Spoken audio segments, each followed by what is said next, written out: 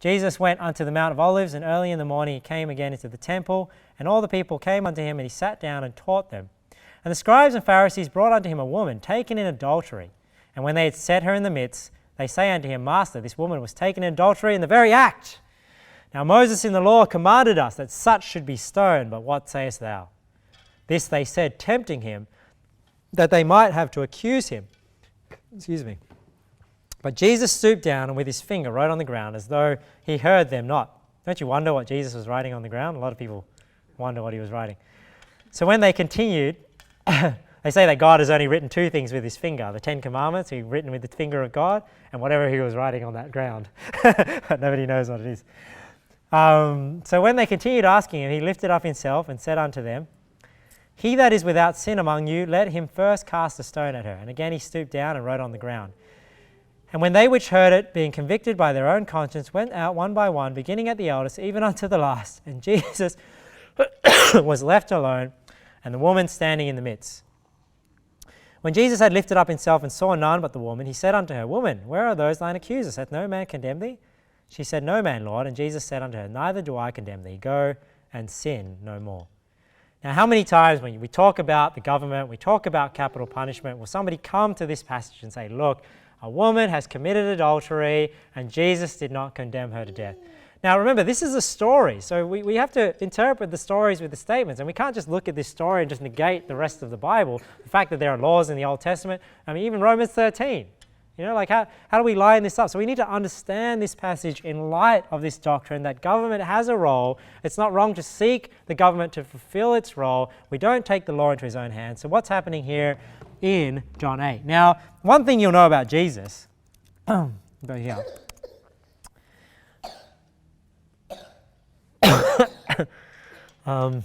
Did I go to the right passage? John. Mark 11:27. There are instances, or a lot of instances, where Jesus, he doesn't give people a straight answer. So it's not uncommon if something very clear happens, but Jesus, the way he answers it, he gives like a rhetorical, or he doesn't answer it straight. Why? I'm not 100% sure, but he does those things. And they come again to Jesus, and look at this. And as he was walking in the temple, there come to him the chief priests and the scribes and the elders, and say unto him, By what authority doest thou these things? And who gave thee this authority to do these things? And Jesus answered and said unto them, I will also ask you one question, answer me, and I will tell you by what authority I do these things. The baptism of John, was it from heaven or of men? Answer me. And they reasoned with themselves, saying, If we shall say from heaven, he will say, Why then did you not believe him? But if we shall say of men, they feared the people, for all men counted John that he was a prophet indeed. And they answered and said unto Jesus, We cannot tell. And Jesus answering saith unto them, Neither do I tell you by what authority I do these things. Now Jesus could have just straight out said, by the authority of God I do these things. But he decided to play it a bit smart and not answer them, not necessarily give them a straight answer. Another example, I won't turn there, but I'll go back to John 8.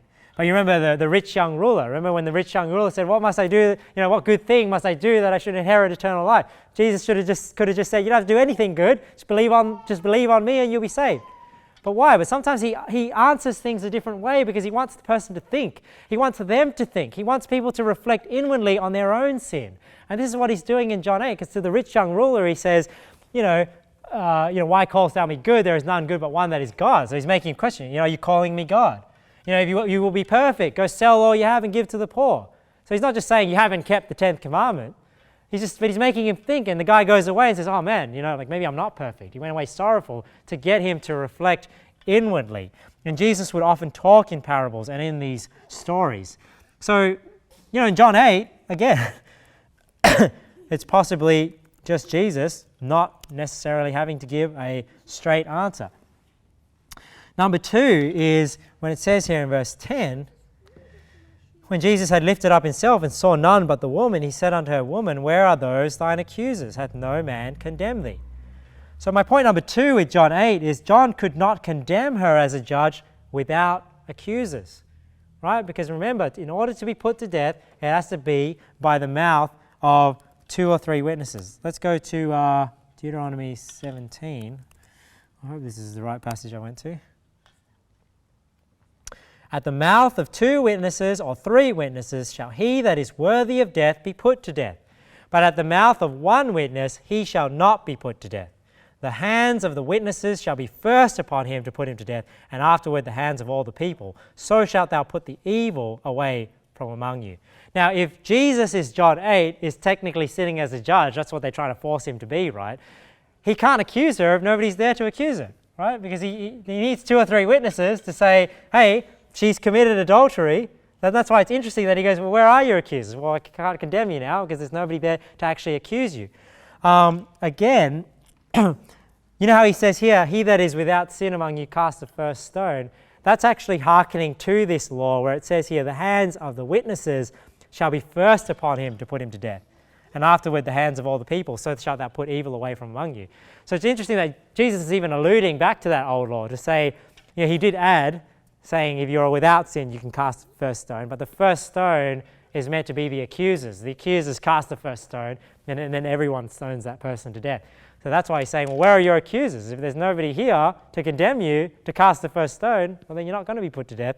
And I think there's a spiritual allusion where he says we can forgive her, obviously, go and sin no more. He doesn't condemn her in the sense that he is not condemning her to death because she can be saved by believing on the Lord Jesus. So, but he didn't say stone her. He didn't say the accuser cast the first stone. He said he who was without sin cast the first stone. So he was very careful with his words that if they cast the first stone, then they would be admitting I'm without sin, and they couldn't do that. So they were trying to trip him up, but they couldn't. The other thing is Jesus did not have the authority to execute the death sentence because he was under the authority of the Roman government. And this is the position that they were trying to put him in. This is why they were trying to trip him up, because if he said executor, and he's going against the Roman government.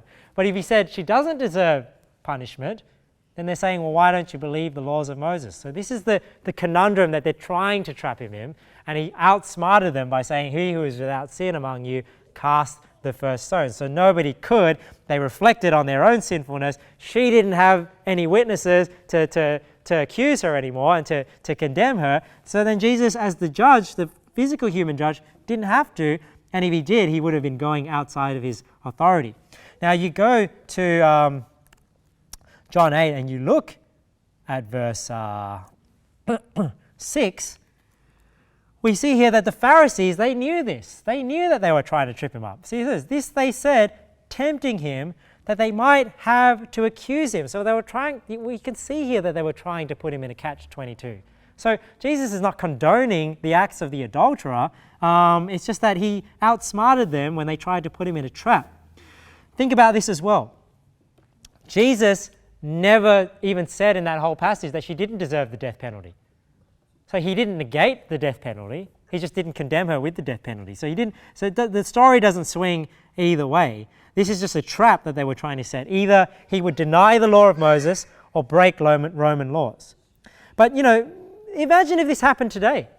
Like, let's say the church is meeting here today, and somebody tries to accuse us to the government and brings in an adulterer and says, you're preaching that adulterers should be put to death, and this lady has been caught in the act of adultery. What say you? That's the same scenario, right? Now, if I said, yeah, let's stone her, or let's get the chairs and throw them at her or something like that. I mean, obviously, I'm going against Australian government. I don't have the authority, even as a bishop in the church, I don't have the authority to execute and bear the sword of God. She has to be taken to the government. But I might just explain to them and say, I don't have the authority, but I still think she deserves death if she has committed adultery, but we need to go through the court proceedings. But just Jesus didn't do the same. So you could understand if that situation happened to us, we would have dealt with it similar. Like, we wouldn't have just taken the law into our own hands. We would have taken the stance, yes, she does deserve capital punishment, but we don't have the authority to do it. So you know what, it's kind of like, well, Jesus could have just explained that, but I guess he did things in a much more profound way because he's God. And look here, we'll go to John 19, verse 10. Do you remember when Jesus was faced with Pilate, right? And remember, if you remember the story, like he figures out, that Jesus was actually claiming to be the king of the Jews, and he was scared. He was trying to get these answers out of Jesus. But this is interesting here. It says here, then saith Pilate unto him, Speakest thou not unto me? Knowest thou not that I have power to crucify thee, and have power to release thee? So, Pontius Pilate, sitting as a governor in Judea, he was the government. He did have the power to execute that judgment. And he even acknowledges that he has this power to Jesus and says, don't you know I have power to crucify you and power to release you? And it's interesting that Jesus even recognizes this power. Because he says here in John 19:11, Jesus answered, Thou couldst have no power at all against me, except it were given thee from above. Therefore he that delivered me unto thee hath the greater sin. So I believe here, even Jesus is acknowledging, hey, Pontius Pilate, he does have the authority to put people to death. But he's saying, hey, he's just putting him in his place and saying, hey, you think you have all this power. The only reason why you have power is because it's given you from above. And that just shows as well, with Romans 13, that the government is the minister of God to execute judgment. It's given to government from above to execute judgment. So it's not that Jesus didn't understand this whole idea of taking the law into your own hands. He understood it. He knew that there is a government in place, and that's why he outsmarted them in John 8 with the woman caught in adultery. The last point that I missed that I just wanted to let everyone know about, and John actually reminded me of it when we were talking afterwards at dinner. If you remember, I went through John 8, how Jesus brought the woman caught in adultery, and how a lot of people twist that passage to say that, Jesus didn't condemn her to death, Jesus didn't command them to stone her. But obviously that was a situation that needs to be interpreted in light of the whole Bible. One point that I missed was, it was obvious that the Pharisees were not actually interested in executing judgment. Why? Because if they had actually brought the woman who was caught in the very act, and they were actually interested in seeking judgment, right? Actually interested in seeing justice done and getting a true judgment from Jesus, then where was the man? Right?